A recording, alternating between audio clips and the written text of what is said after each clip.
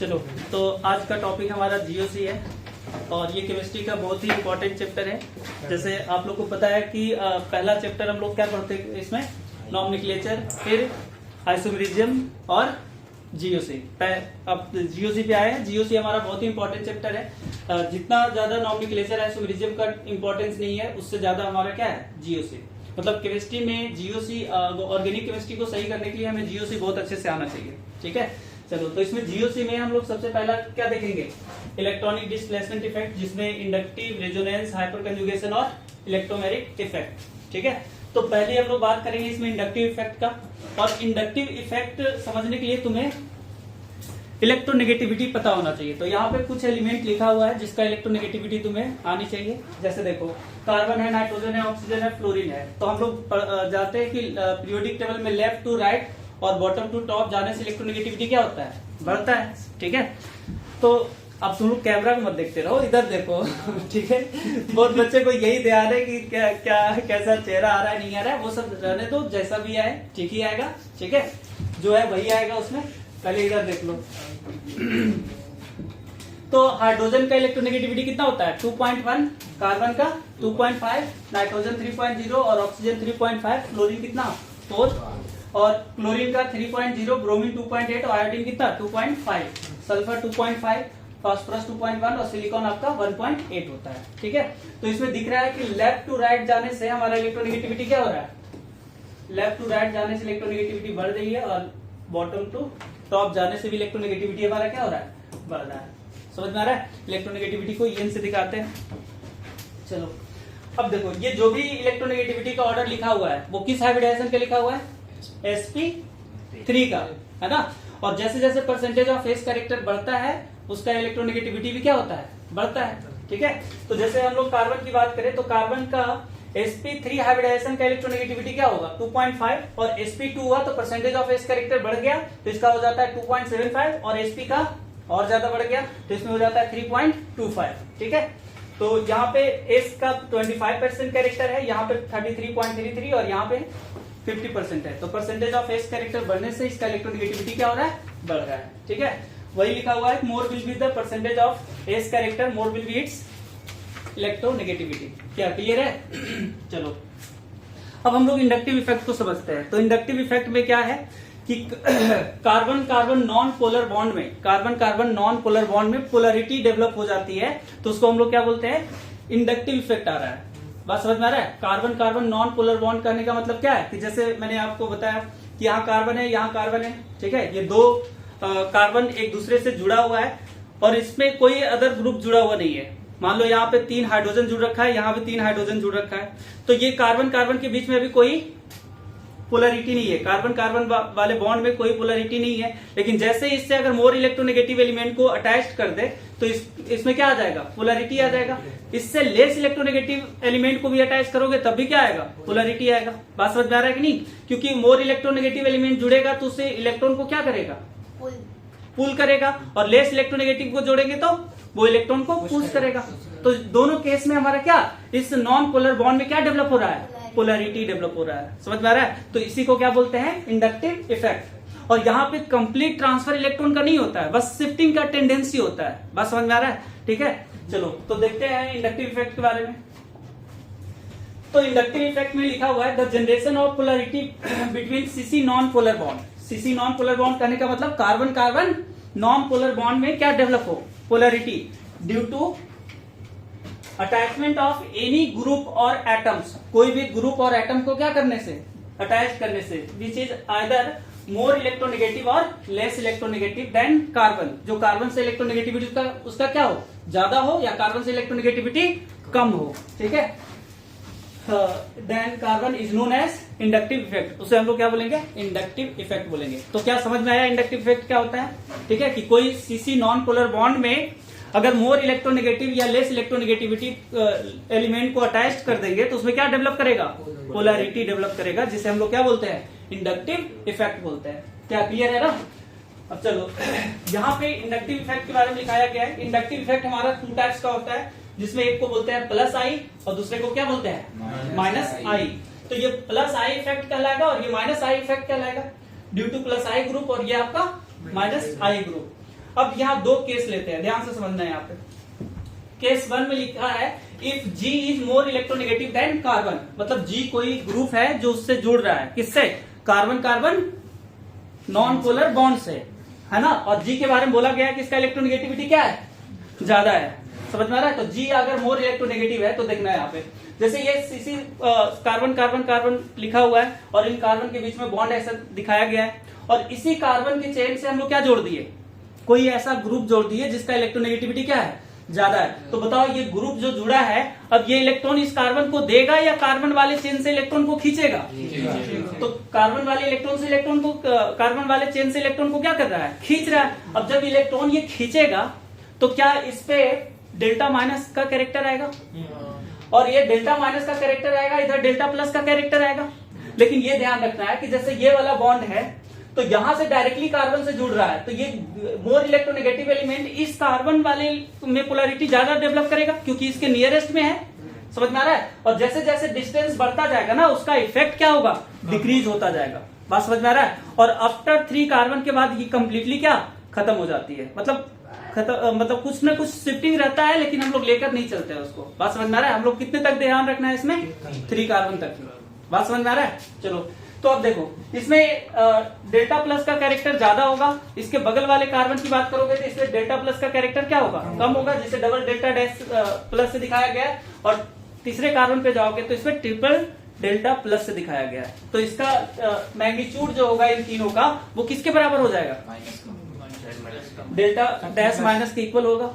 समझ में आ रहा है? इसको डेल्टा डैश इसलिए ले रहे हैं क्योंकि डेल्टा प्लस माइनस लगेगा कि न्यूट्रल हो गया ये दोनों आपस में। समझ में आ रहा है? तो डेल्टा डैश माइनस ये तीनों के मैग्नीट्यूड के इक्वल होगा। क्या समझ में आ रहा है? ये क्योंकि जो भी पार्शियल पॉजिटिव कैरेक्टर डेवलप हुआ है इस पे, वो इसी की वजह से हुआ है। तो जितना यहाँ नेगेटिव का मैग्नीट्यूड होगा उतना ही इन तीनों का क्या पॉजिटिव का मैग्नीट्यूड के बराबर होगा। क्या क्लियर है ना? तो यहां से देखो, यहीं पे यहाँ लिखा हुआ है कि इसका मैग्नीट्यूड जो होगा इन तीनों के सम के इक्वल होगा। अब ये माइनस आई ग्रुप है क्योंकि इलेक्ट्रॉन को क्या कर रहा है? खींच रहा है, जिसको हम लोग क्या बोलेंगे? इलेक्ट्रॉन विथड्रॉइंग ग्रुप या इलेक्ट्रॉन पुलिंग ग्रुप। क्या समझ में आया? केस 1 ये हुआ। अब केस 2 में क्या है कि जब G को क्या ले लो? Less electronegative. ठीक है, तो केस 2 में लिखे if G is less electronegative than carbon. अगर G हमारा लेस इलेक्ट्रोनेगेटिव हो, किससे? कार्बन से। तो जैसे यहाँ पे देखो, अब G है जो लेस इलेक्ट्रोनेगेटिव है, तो अब ये इलेक्ट्रॉन खींचेगा या इलेक्ट्रॉन को देगा? ये कार्बन चेन में इलेक्ट्रॉन देगा। बात समझ में आ रहा है? तो इलेक्ट्रॉन देगा तो इसको क्या बोलेंगे? Electron donating group. इलेक्ट्रॉन को क्या कर रहा है? डोनेट कर रहा है। बात समझ में आ रहा है? बात समझ रहे हो ना? या इलेक्ट्रॉन पुशिंग ग्रुप बोल सकते हैं कि इलेक्ट्रॉन को क्या कर रहा है? ये पुश कर रहा है कार्बन चेन को। बात समझ में आई? ठीक है, अब ये सेम चीजें वही जैसे यहाँ समझो कि इसका जो इस पे डेल्टा प्लस डैश जनरेट होगा और यहाँ पे डेल्टा माइनस, यहाँ पे डबल डेल्टा माइनस और यहाँ पे ट्रिपल डेल्टा माइनस, लेकिन इन तीनों का मैग्नीट्यूड जो होगा इसके सम के क्या होगा? बराबर होगा। क्या क्लियर है ना? ठीक है, तो इस तरह से इंडक्टिव इफेक्ट को, अब इसके फीचर्स हम लोग देखेंगे। इंडक्टिव इफेक्ट का क्या क्या फीचर्स होता है, तो क्या क्या फीचर्स होता है उसके बारे में समझो। ठीक है, तो पहले क्या पढ़े हो? ये कार्बन कार्बन नॉन पोलर में क्या जनरेट करता है? पोलैरिटी। ठीक है, और ये डिस्टेंस पे डिपेंड करेगा या नहीं करेगा? करेगा। तो ये डिस्टेंस डिपेंडेंट भी होगा। समझ में आ रहा है? क्योंकि जितना नियरेस्ट से ग्रुप इलेक्ट्रॉन को खींचेगा उतना ज्यादा खींचेगा। अगर नियरेस्ट से इलेक्ट्रॉन दे रहा है तो उसको उतना ही ज्यादा मिलेगा। बात समझ में आ रहा है? लेकिन जैसे जैसे 2-4 कार्बन आगे तक जाओगे तो इसका इफेक्ट क्या बहुत ही कम दिखेगा। बात समझ में आ रहा है? जैसे आप इसी चीज को ऐसे समझ सकते हो कि जैसे मान लो ऐसे 2-4 लोग आपस में हाथ पकड़ के एक दूसरे के खड़े हैं। ठीक है, और ये चेन काफी लंबा अगर हो जाए तो अगर मान लो इन पोर्शन से कोई अगर किसी को इस तरह से झटका देता है, खींचता है उसके हाथ को, तो क्या जिसका हाथ डायरेक्टली पकड़ा हुआ है वो उसका इफेक्ट ज्यादा उस पर दिखेगा, लेकिन उसके बगल वाले पे भी इफेक्ट दिखेगा, लेकिन उसका क्या दिखेगा? कम। और अगर लास्ट वाले की बात करेंगे तो उसको तो पता ही नहीं चलेगा क्या हुआ नहीं हुआ, क्योंकि ये धीरे धीरे धीरे बैलेंस होता चला जाएगा। बात समझ रहे हो ना? लेकिन जो डायरेक्टली एक दूसरे को पकड़ा हुआ था, जो खींचा जिसने, जिसके हाथ को पकड़ के, उस पे उसका इफेक्ट क्या बहुत ज्यादा दिखेगा, अगर बहुत ज्यादा ताकत से वो खींचा हो तो। बात समझ रहे हो ना? लेकिन उसका पहले वाले पे बहुत ज्यादा इफेक्ट दिखा, लेकिन लास्ट वाले पे क्या दिखेगा? बिल्कुल नहीं दिखेगा। समझ रहे हो ना? मतलब ये डिस्टेंस पे डिपेंड कर रहा है। क्या क्लियर है? चलो, तो इसमें लिखे हैं it is a permanent effect. ये ऐसा इफेक्ट है जो हमेशा काम करता है। बात समझ आ रहा है? क्या परमानेंट इफेक्ट है, मतलब कोई भी ग्रुप लगेगा तो ये परमानेंटली उस पर क्या वो खींचता रहेगा इलेक्ट्रॉन को, टेंडेंसी जनरेट करता रहेगा अपनी ओर। अगर मोर इलेक्ट्रोनेगेटिव है तो इलेक्ट्रॉन को खींचेगा और लेस है तो इलेक्ट्रॉन को देगा, पुश करेगा। बात समझ में आ रहा है। दूसरा पॉइंट लिखा है it propagates through sigma bond, मतलब इसकी शुरुआत कहां से होती है, सिग्मा बॉन्ड के थ्रू ही, मतलब ये सिग्मा बॉन्ड के थ्रू ही काम करती है। पाई बॉन्ड में इसका कोई फर्क नहीं पड़ता है, मतलब पाई बॉन्ड में इसका कोई इफेक्ट नहीं है, सिर्फ और सिर्फ किसमें देखना है, सिग्मा बॉन्ड में। क्या क्लियर है। नेक्स्ट पॉइंट लिखा है it decrease with distance, distance के साथ ये क्या होगा, डिक्रीज करेगा। ठीक है। It is nearly dead of after 3 carbon, मतलब 3 कार्बन के बाद ये लगभग खत्म हो जाएगा। It is due to partial shifting of electron, देखो लिखे हैं यहाँ पे, it is due to partial shifting of electron, मतलब ये इलेक्ट्रॉन का कैसा शिफ्टिंग करता है, पार्शियल शिफ्टिंग करता है। ठीक है। Not because of complete transfer of electron, electron का ये कंप्लीट ट्रांसफर नहीं करता है। बात समझ में आ रहा है, मतलब शिफ्टिंग का टेंडेंसी रहेगा, कंप्लीट ट्रांसफर ये नहीं करता है। ठीक है। अगला लिखाया गया inductive effect exist till that moment when electron have not left their respective atomic orbital, मतलब क्या हुआ इसका, ये पॉइंट का मतलब क्या हुआ, inductive effect exist till that moment when electron have not left their atomic respective atomic orbital, मतलब कि ये इफेक्ट तब तक काम करता रहेगा जब तक इलेक्ट्रॉन वहां से कंप्लीटली क्या हो, शिफ्ट ना हो जाए। मतलब इलेक्ट्रॉन जब तक रहेगा तब तक ये इफेक्ट हमारा क्या परमानेंटली काम करता रहेगा। बात समझ रहे हो ना। ठीक है। और कंप्लीट ट्रांसफर क्या होता है इसमें, नहीं होता है, इसमें तो कंप्लीट ट्रांसफर होगा ही नहीं, तो ये हमेशा परमानेंट इफेक्ट है कि नहीं, मतलब हमेशा लगने वाला इफेक्ट है कि नहीं, क्योंकि इलेक्ट्रॉन का ये कंप्लीट ट्रांसफर कर नहीं सकता है, और जब तक इलेक्ट्रॉन रहेगा तब तक ये टेंडेंसी इसमें रहेगा ही। बात समझ में आई। अगला बात हो रही है एप्लीकेशन ऑफ इंडक्टिव इफेक्ट। ठीक है।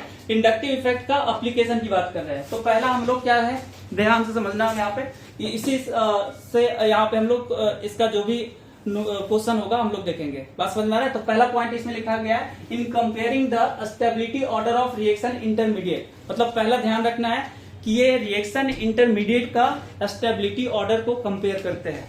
समझ में आ रहा है। वो कंपेयर करने में हम लोग इंडक्टिव इफेक्ट का यूज देखेंगे।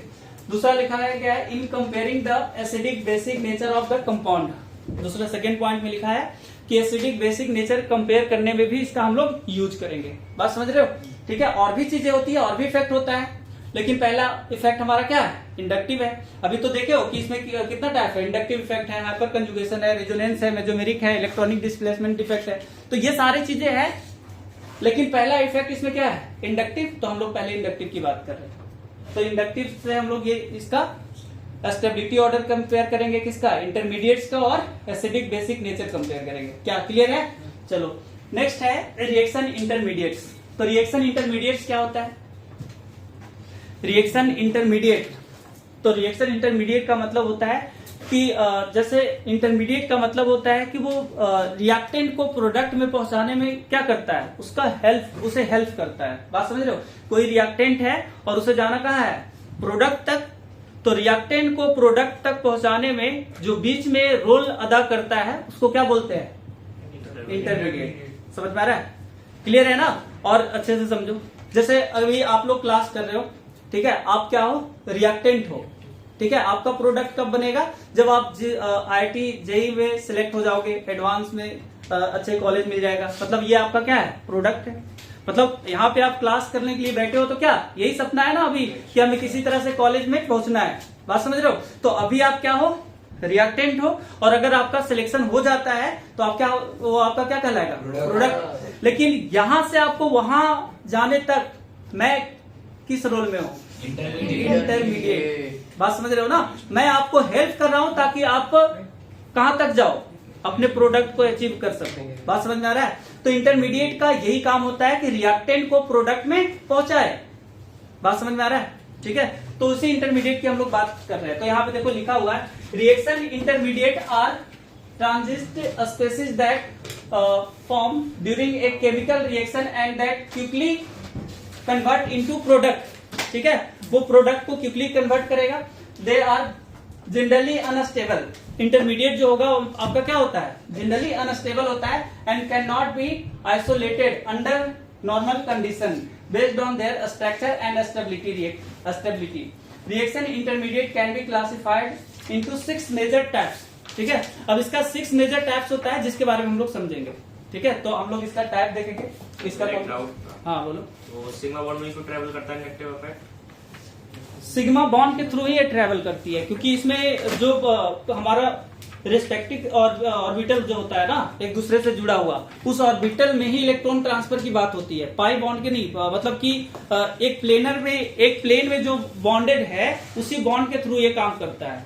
अब पाई बॉन्ड होती है तो क्या वो प्लेन में नहीं होता है, वो ऐसे इस तरह साइड वाइज ओवरलैपिंग करता है, समझ में आ रहा है। तो इसीलिए हम लोग बात करते हैं तो किसमें सिर्फ सिग्मा बॉन्ड की बात होती है, मतलब ये सिग्मा बॉन्ड के थ्रू ही प्रोपागेट्स करता है, इसका ये कॉन्सेप्ट है, ठीक है।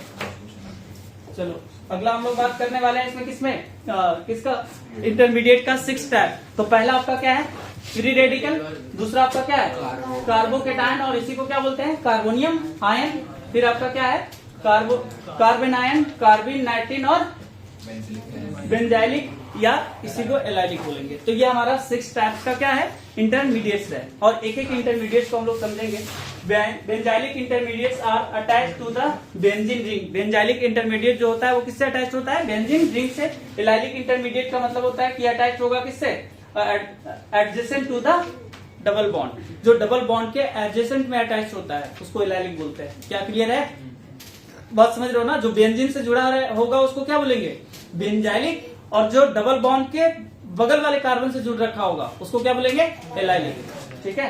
चलो अब इसमें कुछ चीजें ध्यान रखना है। जैसे पहला हमारा क्या है ट्रांजिशन स्टेट। अब ट्रांजिशन स्टेट क्या होता है, तो ट्रांजिशन स्टेट का मतलब क्या होता है bond breaking and bond formation take place simultaneously. मतलब ट्रांजिशन स्टेट हम लोग उस स्टेट को बोलते हैं जहां पे बॉन्ड बन भी रही हो और बॉन्ड हमारा क्या ब्रेक भी हो रहा हो, समझ में आ रहा है। उस स्टेज को हम लोग क्या बोलते हैं, उसी स्टेट को हम लोग ट्रांजिशन स्टेट बोलते हैं। तो यही लिखाया गया है when bond breaking and bond formation take place simultaneously, जहां पे बॉन्ड का बनना और बॉन्ड का टूटना एक साथ हो रहा हो, then the reaction said to be pass through transition state. तो उसे हम लोग बोलेंगे कि ये रिएक्शन ट्रांजिशन स्टेट से क्या हो रहा है पास हो रहा है। क्या क्लियर है। अब अगला कॉन्सेप्ट है हमारा बॉन्ड फ्यूजन का। तो बॉन्ड फ्यूजन का मतलब क्या होता है बॉन्ड को ब्रेक करना, समझ में आ रहा है। बॉन्ड फ्यूजन का मतलब बॉन्ड ब्रेक होनी। अब बॉन्ड को ब्रेक करने का 2 तरीका होता है, जिसमें एक को लिखे होमोलिटिक बॉन्ड फ्यूजन और दूसरा हमारा क्या है हेट्रोलिटिक बॉन्ड फ्यूजन। मतलब होमोलिटिकली ये ब्रेक हो सकता है या हेट्रोलिटिकली ब्रेक हो सकता है। अब ये होमोलिटिक और हेट्रोलिटिक क्या है उसके बारे में समझो। तो होमो का मतलब क्या होता है सेम, और हेट्रो का मतलब क्या होता है डिफरेंट। तो होमो का मतलब सेम, तो मतलब ये सेम तरीके से बॉन्ड टूटेगा, मतलब बराबरी वाली बात होने वाली है। और हेट्रोलिटिक बॉन्ड फ्यूजन मतलब ये बराबर में टूटने वाला नहीं है। अब बराबर में टूटना और नहीं टूटने का क्या मतलब है, जैसे हमें पता है कि हर बॉन्ड में कितना इलेक्ट्रॉन होता है 2 इलेक्ट्रॉन होता है। 2 इलेक्ट्रॉन है, अगर कोवैलेंट बॉन्ड है तो वो शेयरिंग ऑफ इलेक्ट्रॉन से बना होगा, है ना। अब शेयरिंग ऑफ इलेक्ट्रॉन से अगर बना है तो देखो ये बॉन्ड है और इसमें एक इलेक्ट्रॉन इस वाले एटम का होगा और एक इलेक्ट्रॉन इस वाले एटम का होगा। और अगर ये बॉन्ड ब्रेक करते हैं और एक इलेक्ट्रॉन दोनों को मिल जाए, जो इलेक्ट्रॉन देकर शेयरिंग करके इन्होंने बॉन्ड बनाया था, एक इलेक्ट्रॉन लेकर वापस अगर सेपरेट हो जाए तो इसको क्या बोल देंगे होमोलिटिक बॉन्ड फ्यूजन हुआ है। मतलब ये होमोलिटिक बॉन्ड फ्यूजन हुआ है क्योंकि एक इलेक्ट्रॉन दोनों को मिल रहा है, ये बराबरी वाली बात हुई। बात समझ में आ रहा है। अब जैसे मान लो 2 एटम है और दोनों के बीच में 2 इलेक्ट्रॉन यहाँ भी है, मतलब एक बॉन्ड बन रहा है तो 2 इलेक्ट्रॉन यहाँ भी है। अब इसमें बराबर से ब्रेक ना हो, ये बॉन्ड बराबर से नहीं डिसोसिएट होने का मतलब क्या हुआ कि जैसे ऐसे समझ लो कि यहाँ पे H है और यहाँ पे क्या है Cl है। अब H और Cl के बीच में जो बॉन्ड है अब इसको ब्रेक करना है, तो क्या ये होमोलिटिक बॉन्ड फ्यूजन होगा? नहीं होगा। क्यों नहीं होगा? क्योंकि क्लोरीन का इलेक्ट्रोनेगेटिविटी ज्यादा होता है किससे हाइड्रोजन से।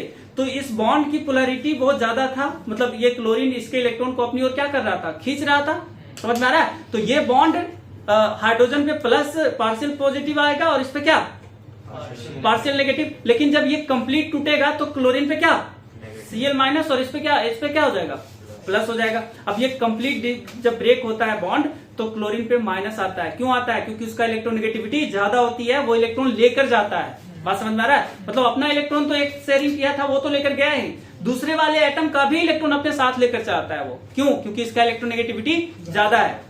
मतलब ये बेईमान टाइप का आदमी है, पहले तो बॉन्ड बनाया एक इलेक्ट्रॉन शेयर करके और इसका इलेक्ट्रॉन भी लेकर ये क्या चला गया। तो हाइड्रोजन आपका H+ के रूप में बाहर हो जाएगा। बात समझ रहे हो? ठीक है, तो ये बॉन्ड ब्रेकिंग जो हुआ वो कैसा? इलेक्ट्रोलिटिक बॉन्ड फिजन हुआ। ठीक है, तो जैसे यहाँ देखा है ए बी के बीच में बॉन्ड है, अब इसमें दो इलेक्ट्रॉन है। अगर यहाँ से बॉन्ड ब्रेक होता है तो एक इलेक्ट्रॉन किसको मिल जाएगा? ए को, और एक इलेक्ट्रॉन किसको मिल जाएगा? बी को। सही है, यहाँ पे है ए और बी के बीच में बॉन्ड है। अब यहाँ पे मान लेते हैं कि ए का इलेक्ट्रोनेगेटिविटी ज्यादा है किससे? बी से। तो अगर ये ए इलेक्ट्रॉन लेकर जाएगा तो इस पे चार्ज क्या होगा? माइनस, और बी पे चार्ज क्या होगा? प्लस। तो क्या ये इलेक्ट्रोलिटिक बॉन्ड फिजन हुआ? बोलो ना, बिल्कुल हुआ। अब यहाँ पे देखो, मान लो बी का इलेक्ट्रोनेगेटिविटी ज्यादा है, किसी का ए और बी में किसी का भी ज्यादा हो सकता है क्योंकि ये अननोन चीजें हैं। तो यहाँ पे अगर इसका इलेक्ट्रोनेगेटिविटी ज्यादा हुआ तो ये इलेक्ट्रॉन लेकर जाएगा, तो उस रूप में ये क्या टूटेगा? A+ और B-।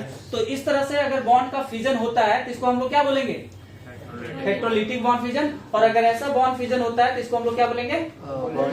Homolytic bond fission. क्या क्लियर है? चलो, अब नेक्स्ट है हमारा इलेक्ट्रोफाइल। इलेक्ट्रोफाइल का मतलब क्या होता है? इलेक्ट्रोफाइल मतलब इलेक्ट्रॉन लविंग स्पेसीज। ठीक है, इलेक्ट्रोफाइल का मतलब इलेक्ट्रॉन लविंग स्पेसीज, मतलब जो इलेक्ट्रोफाइल होगा वो इलेक्ट्रॉन को अपनी ओर क्या करेगा? अट्रैक्ट करेगा। समझ में आ रहा है? इलेक्ट्रोफाइल इलेक्ट्रॉन लविंग स्पेसीज होता है, मतलब ये अपनी ओर इलेक्ट्रॉन को क्या करेगा? अट्रैक्ट करेगा। ठीक है, तो यही लिखे हैं। इलेक्ट्रो का मतलब इलेक्ट्रॉन, इलेक्ट्रोफाइल को दो पार्ट में तोड़ दिए, इलेक्ट्रॉन प्लस क्या? फाइल। और इलेक्ट्रॉन का मतलब इलेक्ट्रॉन और फाइल का मतलब लविंग स्पेसीज। मतलब जो इलेक्ट्रॉन लविंग स्पेसीज होगा उसको हम लोग क्या बोलेंगे? इलेक्ट्रोफाइल। न्यूक्लियोफाइल को उसी तरह से समझो। न्यूक्लियोफाइल को तोड़ेंगे तो न्यूक्लियस प्लस क्या? फाइल। अब न्यूक्लियस का मतलब पॉजिटिव चार्ज और फाइल का मतलब लविंग स्पेसीज। मतलब न्यूक्लियोफाइल किसको बोलेंगे? जो पॉजिटिव चार्ज लविंग स्पेसीज होगा। Electrophile negative charge loving species, और न्यूक्लियोफाइल आपका पॉजिटिव चार्ज लविंग स्पेसीज होता है। बात समझ में आ रहा है? क्या क्लियर है ना? देखो, तो यहाँ पे इलेक्ट्रॉन लविंग स्पेसीज और यहाँ पे इलेक्ट्रॉन लविंग स्पेसीज बोल सकते हो, और यहाँ पे क्या बोल सकते हैं? Positive charge loving species. अब इलेक्ट्रॉन लविंग स्पेसीज की जगह पे हम लोग क्या नेगेटिव चार्ज लविंग स्पेसीज भी लिख सकते हैं, क्योंकि इलेक्ट्रॉन इसको चाहिए। इलेक्ट्रोफाइल का मतलब इलेक्ट्रॉन की कमी, और इलेक्ट्रॉन की कमी है तो इलेक्ट्रॉन का को ये क्या करेगा? अपनी ओर अट्रैक्ट करेगा, खींचेगा। समझ में आ रहा है? तो इलेक्ट्रॉन को तो खींचेगा, मतलब इलेक्ट्रॉन में नेगेटिव चार्ज, अगर नेगेटिव चार्ज है तो नेगेटिव चार्ज को भी अपनी ओर ये क्या करेगा? अट्रैक्ट करेगा। ठीक है, चलो नेक्स्ट है हमारा लुईस एसिड। क्या होता है लुईस एसिड? लुईस एसिड जो इलेक्ट्रॉन को पेयर में क्या करे? एक्सेप्ट करे। और लुईस बेस क्या होता है? जो इलेक्ट्रॉन को पेयर में डोनेट करे। बात समझ में आ रहा है? तो Lewis acid, Lewis base, electron pair acceptor और इलेक्ट्रॉन पेयर डोनर की बात होती है। जैसे अगर हम लोग इसमें एग्जांपल देखें, BF3 को अमोनिया से रिएक्शन करवाते हैं। ठीक है, तो BF3 को अमोनिया से रिएक्शन करवाते हैं तो ये क्या बनता है? इस तरह से ये नाइट्रोजन है NH3 जो अपना लोन पेयर को इसको कोऑर्डिनेट करता है। बात समझ में आ रहा है? तो अब ध्यान से तो देखो, यहाँ पे ब्रोन के पास इलेक्ट्रॉन की कमी है। समझ में आ रहा है? क्यों? ब्रोन का एटॉमिक नंबर क्या होता है? 5 होता है, और 5 का मतलब इसका आउटरमोस्ट ऑर्बिट में कितना इलेक्ट्रॉन? 3 इलेक्ट्रॉन। तो 3 इलेक्ट्रॉन का मतलब ये कितना बॉन्ड बनाएगा? 3 बॉन्ड बनाएगा। समझ में आ रहा है? देखो, इसका कॉन्फ़िगरेशन लिखो, ज्यादा ये क्लियर होगा। तो इसका एटॉमिक नंबर 5 लिख लो, और इसका कॉन्फ़िगरेशन अगर लिखे हम लोग तो इसका कॉन्फ़िगरेशन क्या होगा बताओ? 1s2 और 2s2 और 2p क्या 1। कैसे लिखोगे? हमें पता है p में कितना ऑर्बिटल होता है? 3 ऑर्बिटल, और इसमें एक ऑर्बिटल, और इस वाले इसमें भी एक ऑर्बिटल। सही है, तो एक ऑर्बिटल में मैक्सिमम कितना इलेक्ट्रॉन रख सकते हो? 2। तो यहाँ 2 2 हो गया, और यहाँ पे क्या बचा? ये किस स्टेट का इलेक्ट्रॉनिक कॉन्फ़िगरेशन है? ग्राउंड स्टेट का। समझ में आ रहा है? और अगर हम लोग एक्साइटेड स्टेट की बात करें तो ये इलेक्ट्रॉन तो जंप नहीं करेगा ना। क्यों नहीं करेगा? क्योंकि अब फर्स्ट सेल से सेकेंड सेल में जाना है, और फर्स्ट सेल से सेकेंड सेल में जाने के लिए काफी एनर्जी चाहिए होता है, और उतना एनर्जी मॉलिक्यूल्स के पास रूम टेम्परेचर पे अवेलेबल नहीं होता है। बात समझ में आ रहा है? लेकिन यहाँ पे देखो, तो ये सेकेंड सेल का है, एस सब सेल और पी सब सेल की बात हो रही है। तो सेम सेल का डिफरेंट सब सेल में इलेक्ट्रॉन जंप कर सकता है, क्योंकि वहां पे एनर्जी का गैप कम होती है। बात समझ में आ रहा है? तो ये इलेक्ट्रॉन जंप करेगा, तो ये इलेक्ट्रॉन अगर जंप करेगा तो एक इलेक्ट्रॉन यहां और एक इलेक्ट्रॉन यहां आएगा। क्या ऐसा हो जाएगा ये? तो अभी इसके पास एक्साइटेड स्टेट में कितना अनपेयर्ड इलेक्ट्रॉन है? 3, और जितना अनपेयर्ड इलेक्ट्रॉन होगा उतना ही बॉन्ड का ये क्या करेगा, फॉर्मेशन करेगा। तो ब्रॉन है जो 3 बॉन्ड तो बनाएगा, ठीक है। इसके बाद भी एक ऑर्बिटल इसका क्या है, वैकेंट है। तो क्या अगर कोई इलेक्ट्रॉन पेयर में इसको देने वाला मिले तो क्या ये उसमें एक्सेप्ट नहीं करेगा, बिल्कुल करेगा। तो यही का रीजन है कि ये आपका इलेक्ट्रॉन पेयर में एक्सेप्ट करता है, किसका, अमोनिया का, क्योंकि अमोनिया 3 बॉन्ड बना रहा है। इसके भी आउटरमोस्ट ऑर्बिट में 5 इलेक्ट्रॉन होंगे, इसी तरह से आप वहां भी देख सकते हो। तो 3 अनपेयर्ड इलेक्ट्रॉन होने के लिए होता है, इसलिए 3 बॉन्ड बनाता है, और 3 अनपेयर्ड इलेक्ट्रॉन होने के बाद भी इसके पास एक लोन पेयर बच जाता है। समझ में आ रहा है, समझ रहे हो ना। तो ये लोन पेयर क्या करता है, इसको ये इसके वैकेंट ऑर्बिटल में ट्रांसफर करता है, समझ में आ रहा है। तो ये लोन पेयर एक्सेप्टर हुआ, मतलब इसको क्या बोलेंगे, लुईस एसिड, और ये लोन पेयर डोनर हुआ, मतलब ये क्या हो गया, लुईस बेस। क्या समझ में आ रहा है। तो ये लुईस एसिड और लुईस बेस का कॉन्सेप्ट है। अब बात होती है यहाँ पे, हम लोग पहला इंटरमीडिएट की बात कर रहे हैं, फ्री रेडिकल, समझ रहे हो। ये तो हम लोग समझे कि इंटरमीडिएट का फीचर्स और आगे अच्छे से समझने के लिए क्या क्या बेसिक चीजें हैं, बहुत सारी चीजें हम लोग देखे, क्या क्या देखे उसमें। ट्रांजिशन स्टेट क्या होता है ना, इलेक्ट्रोफाइल न्यूक्लियोफाइल क्या होता है, बॉन्ड क्लीवेज किस तरह से हम लोग कर सकते हैं, है ना, बॉन्ड का फ्यूजन कैसे कैसे होता है। तो 2 तरह का बॉन्ड फ्यूजन होता है, जिसमें एक को हेट्रोलिटिक और दूसरे को होमोलिटिक बोलते हैं, समझ में आ रहा है। इलेक्ट्रोफाइल पढ़े, इलेक्ट्रोफाइल क्या होता है, इलेक्ट्रॉन लविंग स्पेसिस। फिर न्यूक्लियोफाइल के बारे में देखें, न्यूक्लियोफाइल क्या होता है, पॉजिटिव चार्ज लविंग स्पेसिस। और फिर हम लोग क्या देखें, लुईस एसिड और लुईस बेस, है ना। अब हम लोग देख रहे हैं यहाँ पे क्या, फ्री रेडिकल, ठीक है। पहला हमारा इंटरमीडिएट फ्री रेडिकल। अब फ्री रेडिकल क्या होता है, तो सबसे पहला ध्यान इसमें ये रखना है, पहला बात कि फ्री रेडिकल जो होता है उसका बॉन्ड जो ब्रेकिंग होता है वो किस तरह से होगा, होमोलिटिक या हेट्रोलिटिक, होमोलिटिक होगा, क्योंकि फ्री रेडिकल बराबरी में जब टूटेगा तभी उस पर वो फ्री रेडिकल जनरेट करेगा, समझ में आ रहा है। तो फ्री रेडिकल के बारे में समझो ध्यान से, ठीक है, कि कैसे फॉर्मेशन होता है फ्री रेडिकल का। अब जैसे देखो यहाँ पे, ये हम लोग लिए यहाँ पे क्या, CH4, है ना। तो CH4 में क्या है कि कार्बन से कितना हाइड्रोजन जुड़ा हुआ है, 4 हाइड्रोजन जुड़ा हुआ है। अब 4 हाइड्रोजन इस तरीके से यहाँ पे जुड़ा हुआ है, जिसका हाइब्रिडाइजेशन क्या होता है, sp3। क्या समझ में आ रहा है। अब मान लो कि इसमें एक CH का एक बॉन्ड होमोलिटिक बॉन्ड फ्यूजन कर रहा है। कैसा बॉन्ड फ्यूजन कर रहा है, होमोलिटिक। तो होमोलिटिक बॉन्ड फ्यूजन करने का मतलब है कि ये बॉन्ड अगर ब्रेक हुआ तो यहाँ पे एक इलेक्ट्रॉन आएगा और एक इलेक्ट्रॉन हाइड्रोजन के पास जाएगा। क्या सही है ना, ठीक है। तो एक इलेक्ट्रॉन इधर और एक इलेक्ट्रॉन इधर। तो ये अगर इस तरह से देखें हम लोग, तो यहाँ से ये, इसको पहले साफ करो, तो ये बॉन्ड अगर हमारा क्लीवेज किया तो ये कैसा होगा, H और यहाँ पे H। क्या सही है। अब ये बॉन्ड ब्रेक हुआ है तो एक इलेक्ट्रॉन इसके पास आया ना, और एक इलेक्ट्रॉन किसके पास गया, साथ में यहाँ पे H प्लस लिख लो, एक इलेक्ट्रॉन H के पास चला गया एक इलेक्ट्रॉन, सही है। अब देखो यहाँ पे इसका अगर टोटल इलेक्ट्रॉन की बात करें तो कितना इलेक्ट्रॉन था इसके पास, CH4 के पास।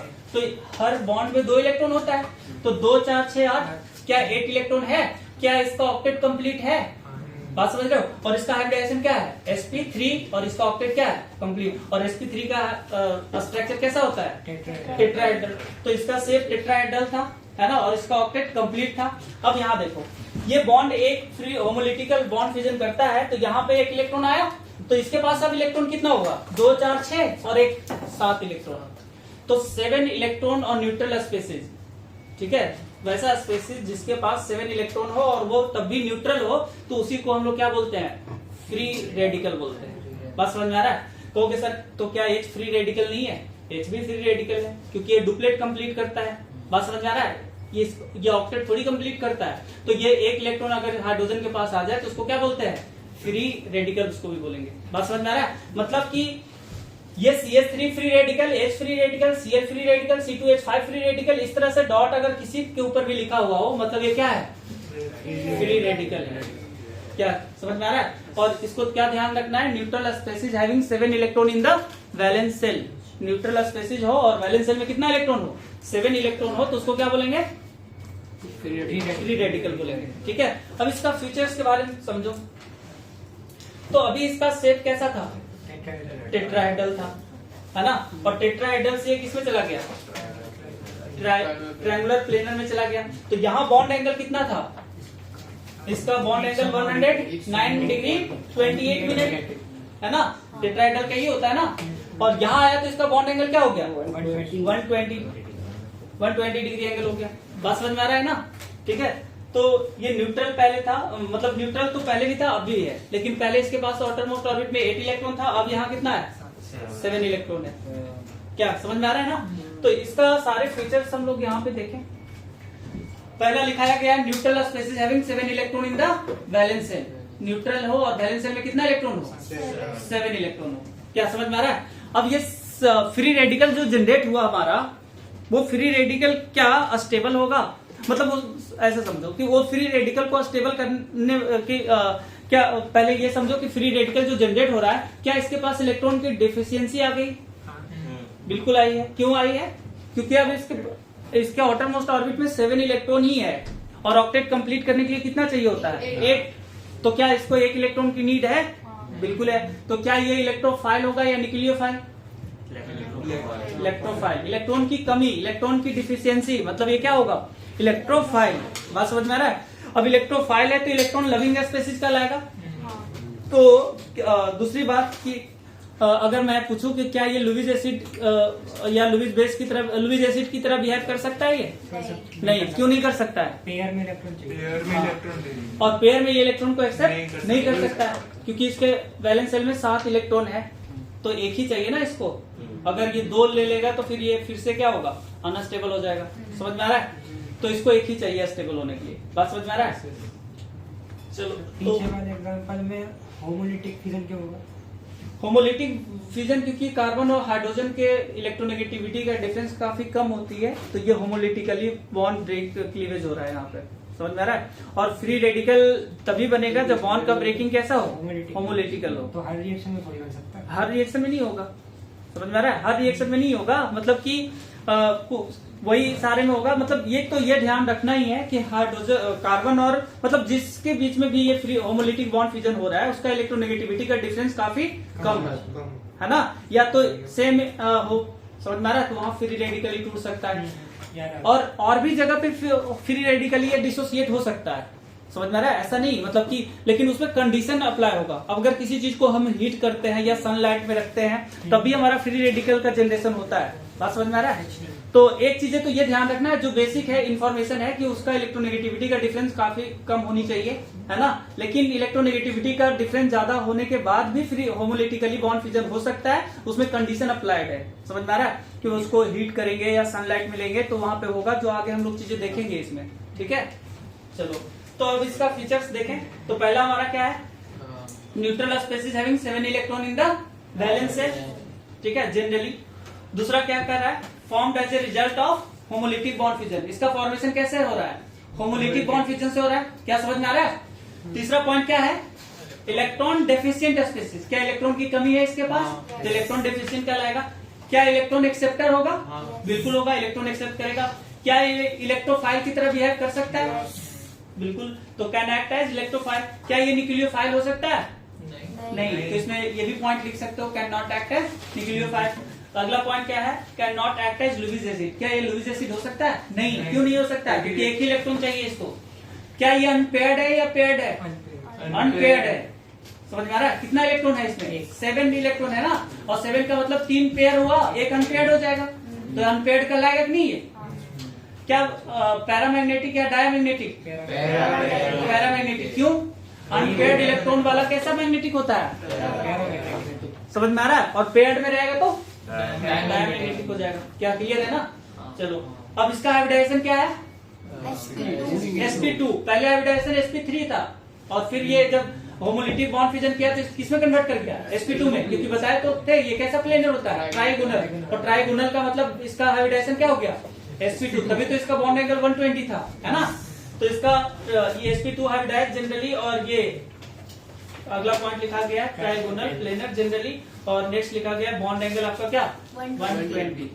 जनरली में लिखा है। जनरली इसलिए लिखा है क्योंकि ये जरूरी नहीं कि हर बार यही हो। ठीक है, ट्राइगोनल प्लेनर ही हो ऐसा जरूरी नहीं है। ऐसा कौन सा केस है इसमें फ्री रेडिकल sp2 नहीं होता? फ्री रेडिकल sp2 नहीं होता, ऐसा बहुत सारे केस है। जैसे H+ के ले लो तो उसका sp2 कहाँ से आएगा? जनरली इसलिए लिखा है। जनरली वर्ड क्योंकि एक H फ्री रेडिकल भी तो निकल रहा है ना, तो उस कंडीशन में ये तो नहीं होगा, उसका वो फुलफिल नहीं कर रहा है, तो इसलिए लिखा गया। मतलब जनरली का मतलब है कि कहीं कहीं कोई ऐसा केसेस आएगा जहाँ पर ये ये इस तरह का बिहेव नहीं कर सकता है। अब इसके स्टेबिलिटी वाइज अगर हम लोग बात करें तो बताओ, स्टेबिलिटी में stability of free radical, stability of free radical, तो फ्री रेडिकल के पास क्या इलेक्ट्रॉन की कमी है? तो ये प्लस आई और माइनस आई दो इफेक्ट पढ़ चुके हो, है ना। तो प्लस आई और माइनस आई में प्लस आई क्या करता है? इलेक्ट्रॉन खींचता है, और माइनस आई प्लस आई इलेक्ट्रॉन देता है, और माइनस आई इलेक्ट्रॉन को क्या करता है? खींचेगा। तो इलेक्ट्रॉन खींचने वाला ग्रुप इसको क्या करेगा? स्टेबल या अनस्टेबल? जो ग्रुप इलेक्ट्रॉन खींचे इसके पास इलेक्ट्रॉन की ऐसे ही कमी है, इसके पास इलेक्ट्रॉन की ऐसे ही कमी है, और कोई ऐसा ग्रुप जुड़ जाए जो इससे इलेक्ट्रॉन को और खींचे, तो इसको क्या करेगा? अनस्टेबल। लेकिन अगर कोई ऐसा ग्रुप जो जुड़ने के बाद इसको इलेक्ट्रॉन दे, समझ में आ रहा है, इलेक्ट्रॉन पुश करे, तो उस केस में ये क्या होगा? स्टेबल होगा। तो बताओ, स्ट्रेंथ ऑफ प्लस आई के साथ इसके स्टेबिलिटी का रिलेशन कैसा होगा? Directly proportional. और माइनस आई के साथ कैसा हो जाएगा? क्योंकि जितना ज्यादा प्लस आई वाला ग्रुप आएगा उतना ही ज्यादा इसको स्टेबल करेगा, और माइनस आई वाला क्या करेगा? अनस्टेबल करेगा, क्योंकि माइनस आई खींचता है, प्लस आई देता है, और देकर स्टेबलाइज करेगा, और खींचकर उसको क्या करेगा? अनस्टेबल करेगा। समझ में आ रहा है? तो प्लस आई के साथ फ्री रेडिकल का रिलेशन कैसा होता है? डायरेक्टली। और माइनस आई का फ्री रेडिकल के साथ रिलेशन कैसा होता है? इनवर्सली। क्या क्लियर है? नेक्स्ट हम लोग बात करेंगे इसमें किसका? कार्बोकेटायन का, है ना। अगला हमारा बात हो रही है इसमें कार्बोकेटायन, जिसको हम लोग क्या बोलते हैं? Carbonium ion. कार्बोकेटायन, या इसी को क्या बोल सकते हो? Carbonium ion. क्या क्लियर है ना? चलो, अब कार्बोकेटायन कैसे बनता है? तो कार्बोकेटायन के बारे में समझो। जैसे यहाँ लिखा है कि ये कार्बन से 3 हाइड्रोजन जुड़ा है, और एक क्या जुड़ रखा है? Cl जुड़ रखा है, क्लोरीन जुड़ रखा है ना। अब बताओ, sp3 हाइब्रिडाइजेशन है इसका हाइब्रिडाइजेशन sp3 है। क्या कार्बन और क्लोरीन के बीच में इलेक्ट्रोनेगेटिविटी का डिफरेंस है ना। अब ये इलेक्ट्रोनेगेटिविटी का डिफरेंस होने के कारण क्या ये होमोलिटिक बॉन्ड फिजन करेगा या हेट्रोलिटिक बॉन्ड फिजन करेगा? अब इलेक्ट्रॉन कौन लेकर जाएगा? जिसका इलेक्ट्रोनेगेटिविटी ज्यादा होता है। और क्या क्लोरीन का इलेक्ट्रोनेगेटिविटी ज्यादा है, तो ये इसके इलेक्ट्रॉन को भी लेकर चला जाएगा। तो ये लेकर जाएगा तो Cl पे माइनस आएगा, और कार्बन पे क्या आएगा? प्लस आएगा। तो कार्बन पे प्लस जनरेट होना ही क्या कहलाता है? कार्बोकेटायन। कार्बन पे प्लस ही को ही क्या बोलेंगे? कार्बोकेटायन। तो कार्बोकेटायन फॉर्म होने के लिए कैसा बॉन्ड फिजन होना चाहिए? हेट्रोलिटिक। ध्यान रखना है, क्या होमोलिटिक बॉन्ड फिजन से कार्बोकेटायन बनेगा? बिल्कुल नहीं। तो इसका क्लीवेज कैसा हो? बॉन्ड का फिजन हो, वो कैसा? हेट्रोलिटिक बॉन्ड फिजन हो। क्या बात समझ में आ रहा है? चलो, अब बताओ, इसका ऑक्टेट कंप्लीट था पहले, अब ये ब्रेक हुआ तो इसके पास इलेक्ट्रॉन की डिफिशियंसी हुई कि नहीं हुई? है ना, क्योंकि अब इसके पास कितना इलेक्ट्रॉन है? 6 इलेक्ट्रॉन है। एक बॉन्ड ब्रेक हुआ है, उसका इलेक्ट्रॉन ये लेकर गया है, तो अब इसके पास 3 ही बॉन्ड है ना। तो 3 बॉन्ड है, मतलब कितना इलेक्ट्रॉन? 6 इलेक्ट्रॉन। तो 6 इलेक्ट्रॉन इसके पास है, पॉजिटिव चार्ज है, मतलब इसके पास इलेक्ट्रॉन डेफिशिएंट कहलाएगा। ये समझ में आ रहा है? मतलब ये कैसा बिहेव करेगा? इलेक्ट्रोफाइल की तरह। और क्या इस बार ये लुईस एसिड हो सकता है? हाँ, क्योंकि 6 इलेक्ट्रॉन है आउटर मोस्ट ऑर्बिट में, तो पेयर में इलेक्ट्रॉन को क्या कर सकता है? एक्सेप्ट कर सकता है। समझ में आ रहा है? अब ये प्लस चार्ज वाले को स्टेबल करने के लिए कौन आएगा? प्लस आई या माइनस आई? प्लस आई। प्लस आई देगा तो इलेक्ट्रॉन देता है, और माइनस आई खींचता है। तो इसका भी स्टेबिलिटी की अगर बात करोगे तो प्लस आई के साथ ये कैसा होगा? डायरेक्टली प्रोपोर्शनल होगा, और माइनस आई के साथ इसका रिलेशन इनवर्स का होगा। और यही सब चीजें जो होता है, जो यहाँ पे आप स्टेबिलिटी कंपेयर करते हो, बात समझ में आ रहा है? यही सब चीजें ध्यान रखोगे तो इसका स्टेबिलिटी कंपेयर करोगे। समझ में आ रहा है? क्योंकि अब जैसे मान लो 2-4 कंपाउंड दिया हुआ है कार्बोकेटायन का, है ना, और उसमें 2-3 तरह का ग्रुप जुड़ा हुआ है। अब वो ग्रुप को तुम्हें देखना है कि वो पॉजिटिव चार्ज को इलेक्ट्रॉन दे रहा है या पॉजिटिव चार्ज से इलेक्ट्रॉन को और खींच रहा है। क्योंकि पॉजिटिव चार्ज को देने वाला उसको क्या करेगा? स्टेबल। और जो पॉजिटिव चार्ज से इलेक्ट्रॉन खींच रहा है उसको क्या करेगा? अनस्टेबल। समझ में आ रहा है? तो वहां से ऑर्डर हम लोग पता कर लेंगे उस तरह से। तो इसके लिए प्लस आई और माइनस आई का कुछ हम लोग ऑर्डर भी देखेंगे। बात समझ रहे हो? चलो, तो कार्बोकेटायन का मतलब क्या हुआ? जैसे CH3 पे पॉजिटिव आ जाए, CH3 CH2 पे पॉजिटिव आ जाए, या इस तरह से पॉजिटिव। तो जहां भी कार्बन पे पॉजिटिव इस तरह से दिखे उसको क्या बोलेंगे? कार्बोकेटायन बोलेंगे। अब इसका रिजल्ट पढ़ो, ठीक है? इसका फीचर्स क्या क्या है वो पढ़ो। तो पहला पॉइंट लिखे हैं, positively charge carbon species having 6 electron in the valence shell. मतलब पॉजिटिवली चार्ज कार्बन स्पेसिस जहाँ पे वैलेंस शेल में कितना इलेक्ट्रॉन हो? 6 इलेक्ट्रॉन हो, उसको क्या बोलेंगे? कार्बोकेटायन बोलेंगे। अगला पॉइंट लिखा है formed as a result of heterolytic bond fission. क्या हेट्रोलिटिक बॉन्ड फिजन हुआ था? ठीक है। Then leaving group depart by taking electron pair, मतलब जो इलेक्ट्रॉन लविंग स्पेसीज है, मतलब जो इलेक्ट्रॉन मोर इलेक्ट्रोनेगेटिव एलिमेंट है, वो इलेक्ट्रॉन को क्या लेकर जाएगा। समझ में आ रहा है? नेक्स्ट पॉइंट लिखा गया है इलेक्ट्रॉन डेफिशिएंट स्पेसीज। इलेक्ट्रॉन की कमी है इसके पास, इलेक्ट्रॉन डेफिशिएंट कहलाएगा। क्या इलेक्ट्रॉन को एक्सेप्ट कर सकता है? तो इलेक्ट्रॉन एक्सेप्टर कहलाएगा। क्या ये इलेक्ट्रोफाइल की तरह बिहेव कर सकता है? बिल्कुल। क्या ये लुईस एसिड हो सकता है? हो सकता है। क्या ये पेयर्ड है? हाँ। तो पेयर्ड है तो कैसा मैग्नेटिक? मैग्नेटिक हो जाएगा। हाइब्रिडाइजेशन अब भी इसका क्या है? sp2। पहले हाइब्रिडाइजेशन sp3, लेकिन बाद में क्या हो गया? sp2। और ये कैसा प्लेनर होगा? Trigonal planar. और बॉन्ड एंगल कितना हो जाएगा? 120। इसका भी बॉन्ड एंगल 120 हो जाएगा। समझ में आया?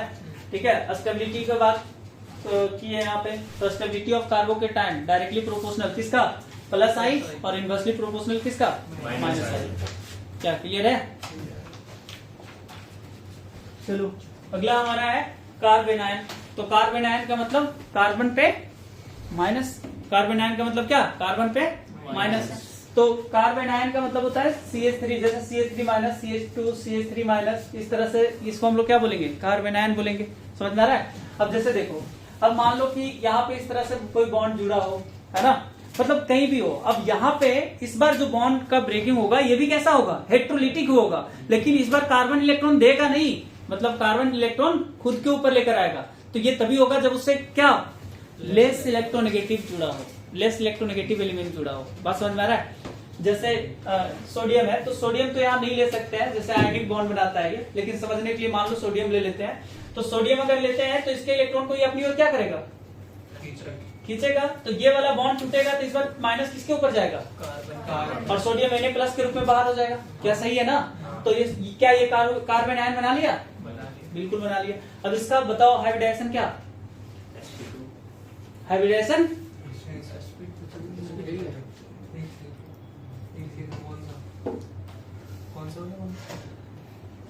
इसका हाइब्रिडाइजेशन पूछ रहा है। sp3 क्यों? क्योंकि वो इलेक्ट्रॉन पेयर भी काउंट करेंगे ना। हाँ, तो sp2 कैसे बोल रहे हो? कौन बोल रहा है? ये वो बोला है ध्रुव। sp2 नहीं, मतलब क्या होगा इसका? sp3, क्योंकि इस पे नेगेटिव चार्ज आया है और नेगेटिव चार्ज को as a lone pair consider करते हैं। बात समझ में आ रहा है? तो इसका हाइब्रिडाइजेशन क्या होगा इस बार? sp3 होगा। क्या पहले भी हाइब्रिडाइजेशन sp3, अब भी इसका हाइब्रिडाइजेशन sp3। आइसोमेरिज्म में इन्वर्जन पढ़ाया था, याद है? रिंग फ्लिप, ये फ्लिप जो होता है, ठीक है, क्या ये इन्वर्जन में जाएगा? अरे CH3 पे माइनस क्या इन्वर्जन में जाएगा या नहीं? नहीं। जैसे अमोनिया का बनाया, अमोनिया के बारे में बताया था ना, अम्ब्रेला फ्लिपिंग के बारे में। इसी को अम्ब्रेला फ्लिपिंग भी बोलते हैं। इसमें क्या होता था कि जैसे मैंने बताया था, हाँ, जैसे हाँ छाता समझते हो ना, वो जैसे अगर बहुत जोर से हवा चलती है उसको अपोजिट साइड से अगर होता है तो वो कैसे फ्लिप कर जाता है ना। तो उसी तरह से ये क्या होता है, अभी जैसे इसका हाइब्रिडाइजेशन ऐसा, मतलब इसका इस तरीके से समझ सकते हो। ये 3 हाइड्रोजन इस तरह से है नीचे में, और इसके ऊपर क्या है? लोन पेयर है। ऐसा समझ रहे हो ना? ऐसे मतलब ये नाइट्रोजन है और नाइट्रोजन से एक हाइड्रोजन इधर, एक इधर और एक इधर ऐसे जुड़ा हुआ है, और इसके ऊपर क्या है? लोन पेयर है ना। लेकिन जब ये फ्लिप करता है तो ये तीनों हाइड्रोजन ऊपर चला जाता है और ये कहाँ आ जाता है? नीचे आ जाता है। बात समझ में आ रहा है? ठीक है, तो इसी को इन्वर्जन बोलते हैं। तो क्या ये अमोनिया की तरह ट्रीट कर सकते हैं इसको? बिल्कुल कर सकते हो, क्यों नहीं कर सकते हो? कार्बन है, उस पर lone pair, negative charge lone pair, और 3 हाइड्रोजन है, ये भी फ्लिप कर सकता है ना। और बताया था कि इन्वर्जन बहुत ही फास्ट होता है, इसका रेट भी क्या? 10⁶ पर सेकेंड। कितना फास्टली एक दूसरे में फ्लिप करता है, ये समझ में आ रहा है? कन्वर्ट होता है। बात समझ रहे हो ना? जैसे छतरी पलटता है तो देखते हो हवा से बहुत फास्ट ये जाता है ऊपर, समझ में आ रहा है? तो इसमें ये भी बताया था कि एक समय ऐसा होता है कि ये प्लेनर भी हो जाता है। बताया था ना? प्लेनर कब होता है? जब ये ये मतलब एक प्लेन में तो आएगा ही, क्योंकि ये नीचे वाला ग्रुप ऊपर जाता है तो कभी ना कभी ऐसा होगा जो एक प्लेन में आ जाएगा, तो प्लेनर भी होगा और उसके बाद ये ऊपर चला जाएगा। सही है, तो ये आपका फ्लिपिंग में भी जाएगा, रिंग फ्लिपिंग में भी जाएगा। क्या सही है? चलो, अब अम्ब्रेला फ्लिपिंग बोलते हैं अमोनिया वाला स्ट्रक्चर को। अब इसमें क्या लिखा हुआ है? पहला पॉइंट इसमें लिखा है formed as a result of heterolytic bond fission. ये किस तरह का फॉर्मेशन हो रहा है? हेट्रोलिटिक ही हो रहा है ना यहाँ भी, तो हेट्रोलिटिक बॉन्ड फिजन हो रहा है when carbon itself pull out electron pair, मतलब कार्बन खुद इलेक्ट्रॉन को क्या करता है? खींच लेता है। ठीक है, अगला पॉइंट लिखा है कि negatively charged carbon species having 8 electron in the valence shell. इसके वैलेंस शेल में कितना इलेक्ट्रॉन है? देखो ये बना, कितना इलेक्ट्रॉन? 8 इलेक्ट्रॉन है। तो carbon negatively charge species having 8 electron in the valence shell को हम लोग क्या बोलेंगे? Carbanion. नेक्स्ट पॉइंट है इलेक्ट्रॉन रिच स्पेसीज। क्या इलेक्ट्रॉन रिच स्पेसीज है ये? बिल्कुल। इलेक्ट्रॉन डोनर स्पेसीज होगा, इलेक्ट्रॉन रिच है तो इलेक्ट्रॉन डोनेट भी करेगा, है ना? क्या ये लुईस एसिड की तरह बिहेव कर सकता है? नहीं। किस तरह करेगा? Lewis base. क्यों? क्योंकि नेगेटिव चार्ज है, इलेक्ट्रॉन रिच है, ये पेयर में इलेक्ट्रॉन किसी को दे सकता है। बात समझ रहे हो? तो ये कैसा हो जाएगा? लुईस बेस, है ना? तो अगला पॉइंट लिखा है, क्या ये न्यूक्लियोफाइल होगा? हाँ बिल्कुल। नेगेटिव है तो पॉजिटिव चार्ज लविंग स्पेसीज होगा, तो ये क्या कहलाएगा? न्यूक्लियोफाइल। क्या ये पेयर्ड में होगा? तो पेयर्ड है तो कैसा मैग्नेटिक? डायमैग्नेटिक। हाइब्रिडाइजेशन क्या होगा? sp3। प्लेनर कैसा होगा? इसको बोलते हैं trigonal pyramidal. Trigonal pyramidal shape होता है इसका, है ना? पिरामिड बना रहा है। पिरामिड का मतलब समझते हो ना? इस तरह से पिरामिड ही तो बन रहा है ये, है ना? तो ये पिरामिडल होता है। और ये बॉन्ड एंगल कितना हो जाएगा? 107 डिग्री। देखो कहोगे सर हाइब्रिडाइजेशन तो sp3 है, sp3 है तो इसका बॉन्ड एंगल तो पढ़े 109 डिग्री 28 मिनट होता है, लेकिन लोन पेयर की वजह से इसका बॉन्ड एंगल में थोड़ा सा कॉन्ट्रैक्शन आ जाता है। बात समझ में आ रहा है? जैसे आप वाटर के बारे में भी जानते हो कि इसका भी हाइब्रिडाइजेशन क्या होता है? हाइब्रिडाइजेशन बताओ। sp3 होता है और इसका जो बॉन्ड एंगल होता है वो कितना होता है? 104। हाँ 104 ही होता है। ठीक है, अमोनिया का भी तो यही शेप होता है, लेकिन इसका बॉन्ड एंगल 107 के आसपास होता है। बात समझ रहे हो ना? तो इस तरह से इसका भी बॉन्ड एंगल 107 डिग्री हो जाता है। क्या क्लियर है ना? तो 109 होता है, लेकिन इसका थोड़ा डिक्रीज कर जाएगा क्योंकि इस पे चार्ज क्या आ रहा है? माइनस आ रहा है, और लोन पेयर माइनस का मतलब लोन पेयर है, तो ये बॉन्ड एंगल में थोड़ा सा कॉन्ट्रैक्शन करेगा। नेक्स्ट है आपका, नेक्स्ट पॉइंट क्या लिखा है? Carbon ion can undergoes umbrella flipping. Carbon ion हमारा अम्ब्रेला फ्लिपिंग में जाएगा, है ना? चलो अब स्टेबिलिटी की बात करें तो कार्बन आयन का स्टेबिलिटी कौन बढ़ाएगा? माइनस आई ग्रुप हमारा कार्बन आयन की स्टेबिलिटी बढ़ाएगा, और प्लस आई है जो कार्बन आयन की स्टेबिलिटी घटाएगा। क्यों? क्योंकि माइनस आई ग्रुप है जो इलेक्ट्रॉन क्या करता है? खींचेगा। और कार्बन आयन जो है वो इलेक्ट्रॉन रिच स्पेसीज है। अब इलेक्ट्रॉन रिच स्पेसीज से जितना ज्यादा इलेक्ट्रॉन खींचा जाए उसे उतना ही ज्यादा क्या करेगा? स्टेबल करेगा। और प्लस आई क्या करेगा? इलेक्ट्रॉन देता है और प्लस आई देगा। ये तो ऐसे इलेक्ट्रॉन रिच है और ये प्लस आई लगाएगा, मतलब ये और इलेक्ट्रॉन को क्या कर रहा है? देकर उसको क्या कर रहा है? अनस्टेबल कर रहा है। हाँ ये डोनेट भी करेगा तो स्टेबल स्टेट में होगा, तो ये स्टेबल स्टेट में तो डोनेट भी करना चाहेगा क्योंकि इलेक्ट्रॉन रिच स्पेसीज है। मतलब इसका पेट तो भर जाए पहले। हाँ अभी इसका खुद का पेट भरा तो और वो भी खाना खिलाएगा। क्यों नहीं खिलाएगा? अगर खाना इसका ऑक्टेट तो कंप्लीट है तो फिर मैं समझ रहा हूँ वो कर रहा है वो, ठीक है। इसका ऑक्टेट कंप्लीट है, बिल्कुल है, लेकिन इसके पास चार्ज क्या है? नेगेटिव है। और चार्ज कहीं भी आता है वो प्लस हो या माइनस हो उसे क्या करता है? अनस्टेबल करता है। बात समझ रहे हो? तो वो स्टेबल होने के लिए ये किसी को इलेक्ट्रॉन दे भी सकता है ताकि वो न्यूट्रल हो। बात समझ में आ रहा है? क्या क्लियर है ना? अब जैसे इलेक्ट्रॉन ज्यादा है, इलेक्ट्रॉन रिच है, तो ये ऐसा नहीं कि स्टेबल हो गया। इलेक्ट्रॉन ज्यादा होने का मतलब इसकी स्टेबल होना नहीं है, मतलब ये इलेक्ट्रॉन ज्यादा होकर भी क्या है? इलेक्ट्रॉन ज्यादा रखकर भी ये क्या कहलाएगा? अनस्टेबल। समझ में आ रहा है? क्योंकि चार्ज नेगेटिव आ रहा है। अब ये जितना ज्यादा इलेक्ट्रॉन इससे कोई खींचेगा उसको उतना ही ज्यादा वो क्या करेगा? स्टेबल करेगा। बात समझ में आ रहा है? क्या चीजें समझ में आ रही है कि नहीं? चार्ज एक बीमारी होता है, ऐसा समझो। चार्ज हमारा एक क्या है? बीमारी है, और बीमारी को जितना कम की जाए उतना ही ज्यादा क्या होगा? स्टेबल होगा। यानी कि ऐसा नहीं कि प्लस चार्ज है तो स्टेबल है, प्लस चार्ज है तो अनस्टेबल है, और माइनस चार्ज है तो स्टेबल हो गया, ऐसा बिल्कुल नहीं है। चार्ज कोई भी हो, प्लस हो या माइनस हो, वो कंपाउंड को क्या करता है? अनस्टेबल करता है। और उस चार्ज को कोई जितना ज्यादा कम करेगा उससे उतना ही ज्यादा वो क्या करेगा? स्टेबल करेगा। मतलब जो ग्रुप जितना ज्यादा उस चार्ज को घटाए उसकी स्टेबिलिटी उतना ही वो क्या करेगा? बढ़ाएगा। क्या समझ में आ रहा है ना?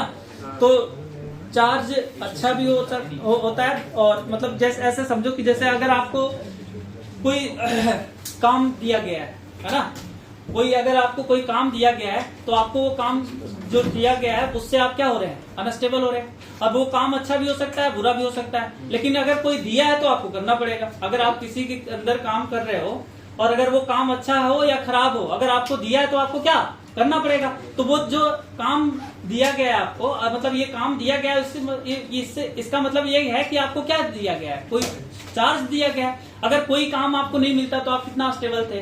किसी से कोई मतलब नहीं, न्यूट्रल है। बात समझ रहे हो? लेकिन अगर आपको कुछ वर्क दिया गया है तो वो आपको क्या कर रहा है?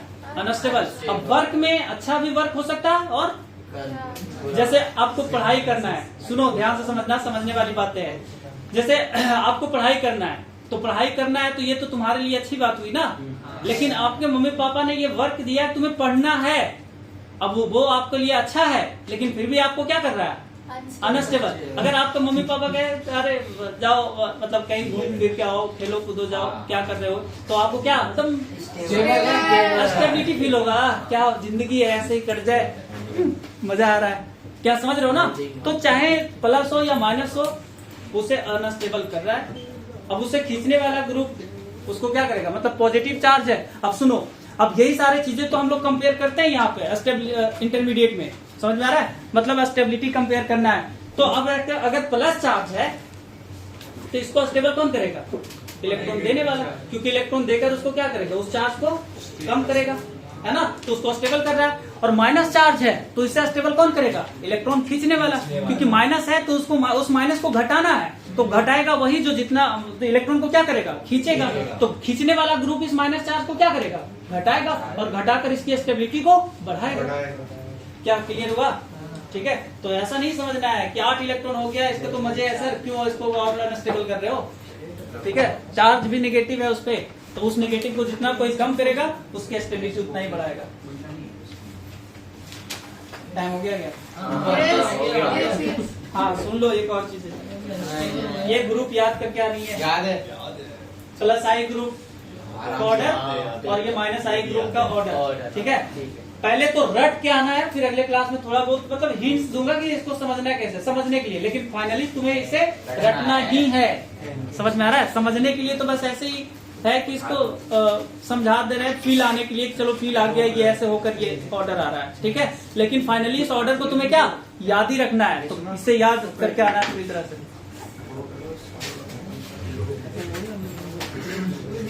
मेरा नहीं बोलता।